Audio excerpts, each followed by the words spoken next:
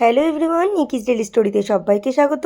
আজকে আবারও একটা নতুন রেসিপি, চুনো মাছের চচ্চড়ি। দেখতেই পেলে চুনো মাছগুলো সুন্দর করে ধুয়ে রেডি করে রেখেছি, আর ওদিকে আলু কেটে রেখেছি, পেঁয়াজ আর লঙ্কা। এদিকে আমি কড়াইতে তেল গরম করে মাছগুলো সুন্দর করে হালকা করে ভেজে নেব। বেশি কড়া ভাজলে এই মাছ একদম খেতে ভালো লাগবে না। তো দেখো, মাছগুলো সমস্ত আমার ভাজা হয়ে গেছে। এদিকে আমি মাছ ভাজার কড়াইতেই আবারও একটু তেল দিয়ে নিলাম।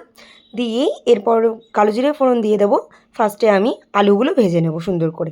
আলুগুলো একটু লাল লাল করে ভাজা হয়ে গেলে পরে এরপর দিয়ে নেব আমি পেঁয়াজ কুচিগুলো দিয়ে সুন্দর করে একটু হালকা হাতে নাড়িয়ে নিয়েই এর মধ্যে দিয়ে দেব আমি লবণ। ওই দেখো, লঙ্কাগুলো হালকা করে একটু চিড়ে দিলাম।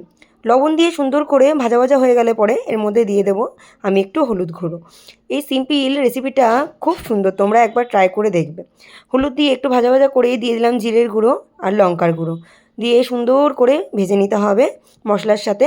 তারপরে দিয়ে নেব অল্প পরিমাণে আমি জল। বেশি জল দেওয়া যাবে না, কারণ আলুটা ভাজতে ভাজতেই সিদ্ধ হয়ে গেছে। দেখো, অল্প পরিমাণে জল দিয়েই আমি এবার ঢাকা দিয়ে দেবো। জাস্ট একটু ফুটে গেলে পরেই আমি মাছগুলো দিয়ে সুন্দর করে আলু পেঁয়াজের সাথে মিশিয়ে নেব। মিশিয়ে নেওয়ার পর আমি একটু চিনি দিয়ে দেবো। এই চচ্চড়িটা মানে এই মাছ চচ্চড়িটা একটু ঝাল মিষ্টি খেতেই ভালো লাগে।